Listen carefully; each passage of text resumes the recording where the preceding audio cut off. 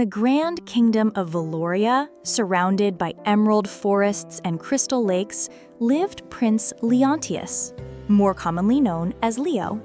Unlike the courageous kings in stories and the noble knights in the castle, Prince Leo had a rather peculiar quality.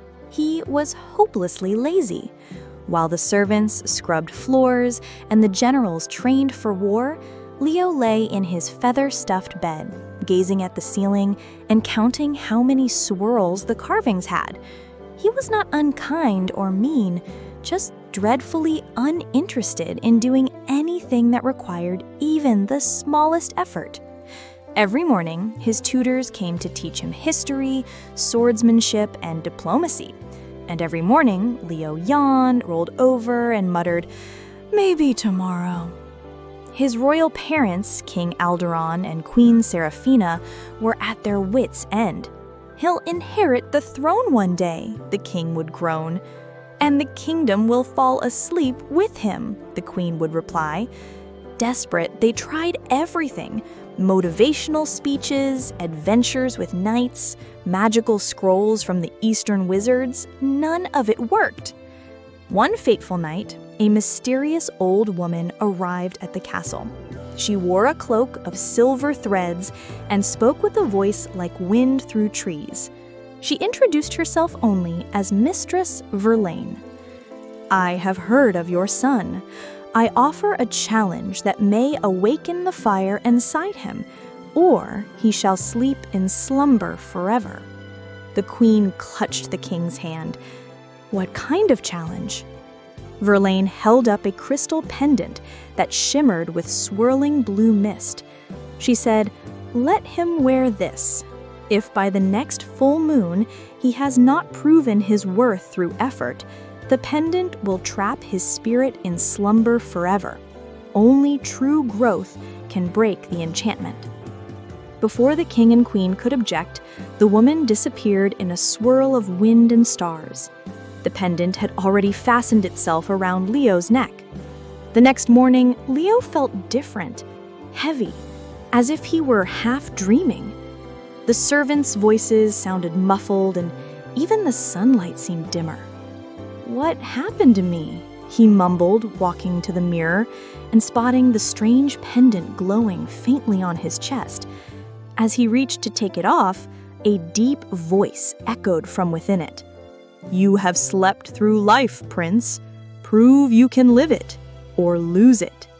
Startled, Leo actually moved, faster than he ever had. He ran to his parents and recounted everything. King Alderon's expression was grim. "This is no ordinary magic. Only you can break it. You must do something, Leo. Something worthy." "But what?" he asked, bewildered. The royal advisor stepped forward. "Why not visit the villages, help the people, understand the kingdom you may one day rule?"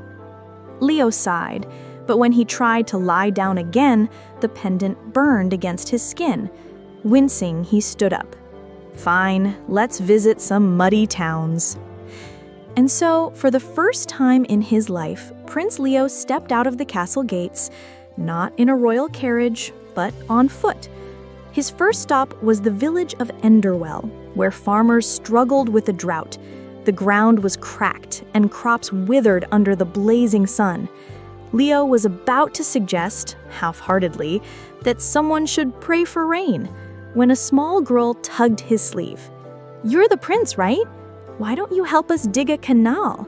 Papa says if we bring water from the stream, the crops might live." "Dig? With a shovel?" Leo looked at his soft, calloused free hands in horror. But the pendant began to hum again, low and warning. Swallowing his pride and laziness, Leo picked up a shovel. The villagers chuckled at his clumsy grip and soft grunts, but he didn't stop. Not after 10 minutes, not after 2 hours. Blisters rose on his palms. Sweat soaked his fine royal tunic. By sunset, a rough channel had formed, and the stream's waters began trickling through. The villagers cheered. One old woman kissed his cheek. Not bad for a prince. Leo smiled, his first real smile in weeks. He traveled from village to village. In Thornval, he helped rebuild a collapsed barn. In Marrow Glen, he carried herbs through snowy hills for a sick child. In El Serra, he stood between two quarreling lords and negotiated peace, not with royal orders, but with words of compassion and fairness. Each time he helped someone, the pendant shimmered a little brighter. His body grew stronger, his mind sharper. Most surprisingly of all, he began to care. On the eve of the full moon, Leo returned to the castle.